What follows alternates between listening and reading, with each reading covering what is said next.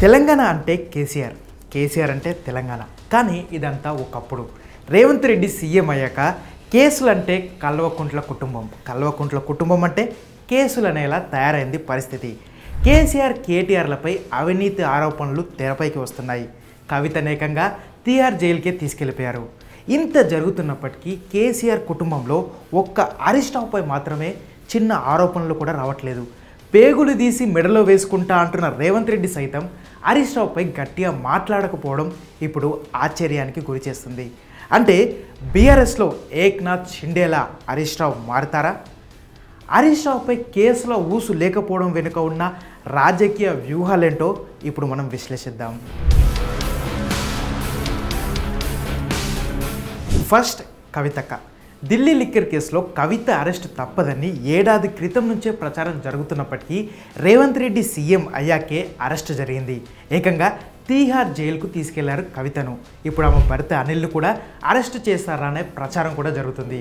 మరోవైపు భూ కబ్జా కేసులో సంతోష్ రావు, అదేనండి రాజ్యసభ ఎంపీ అయిన సంతోష్ రావుపై కేసు నమోదైంది. ఇక కేసీఆర్ అన్న కుమారుడు కల్వకుంట్ల కన్నారావుపై ఏకంగా లుకౌట్ నోటీసులు ఇష్యూ అయ్యాయి.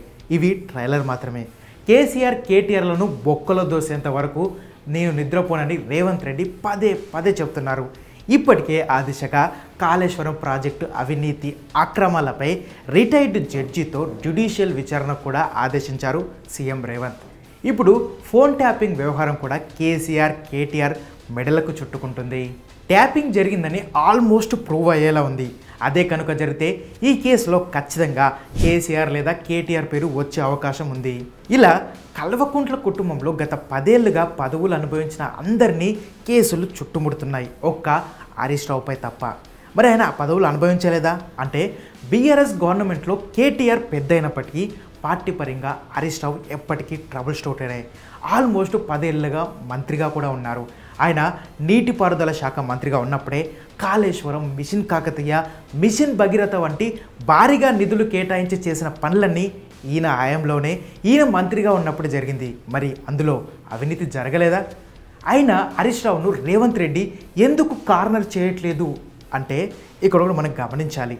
ఇటు బీజేపీకైనా అటు కాంగ్రెస్కైనా బీఆర్ఎస్ను చీల్చాలనే ఆలోచన వస్తే వాళ్ళకున్న ఏకైక అస్త్రం హరీష్ రావు.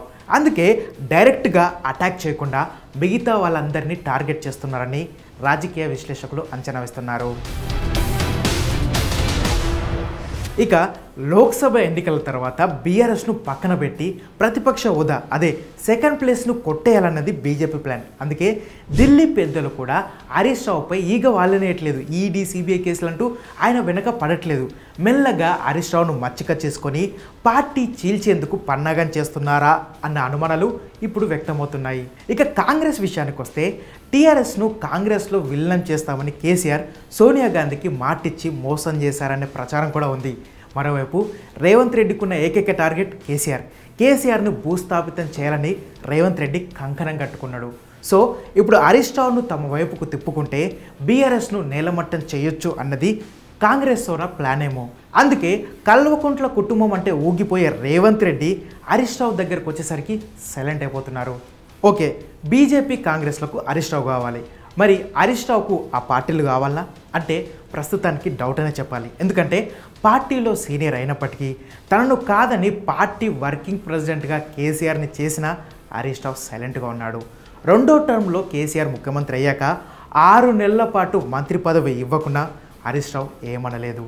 కేటీఆర్ దేశమంతటా తిరుగుతున్నా హరీష్ రావును సిద్దిపేటకే పరిమితం చేసిన మౌనంగా ఉన్నారు. ఎందుకంటే తనను ఈ స్టేజ్లో ఉంచిన కేసీఆర్ మాట హరీష్ రావు జవదాటడు. తన స్థాయిని తగ్గించే ప్రయత్నం చేసినప్పుడే మాట్లాడే సిచ్యువేషన్ వచ్చినప్పటికీ హరీష్ రావు సైలెంట్గా ఉన్నాడు. అలాంటిది ఇప్పుడు పవర్ పోయింది కదా అని కేసీఆర్ని కాటేస్తారా అంటే డౌటే అని చెప్తారు హరీష్ రావు గురించి తెలిసిన వాళ్ళంతా. లేదా ఇదే మంచి సమయం అని కేసీఆర్ని దెబ్బగొట్టడానికి బయలుదేరుతారేమో అన్న ఆప్షన్ కూడా హరీష్ రావు ముందు కనిపిస్తుందని రాజకీయ విశ్లేషకులు అంటున్నారు. మరి హరీష్ రావు ఏం చేస్తాడో కాలమే సమాధానం చెప్పాలి. ఎందుకంటే ఇది మోదీ, అమిత్ షాల యుగం. ఏమో గుర్రం ఎగరావచ్చు, ఏక్నాథ్ షిండేలు ఏ క్షణమైనా రావచ్చు. ఫైనల్గా ఈ అనాలిసిస్ మీకు నచ్చినట్లయితే లైక్ కొట్టండి, మీ అభిప్రాయం ఏంటో కామెంట్ చేయండి. ఇలాంటి మరిన్ని ఇంట్రెస్టింగ్ పొలిటికల్ మసాలా వీడియోల కోసం ఏబీపీ దేశాన్ని సబ్స్క్రైబ్ చేసుకోండి.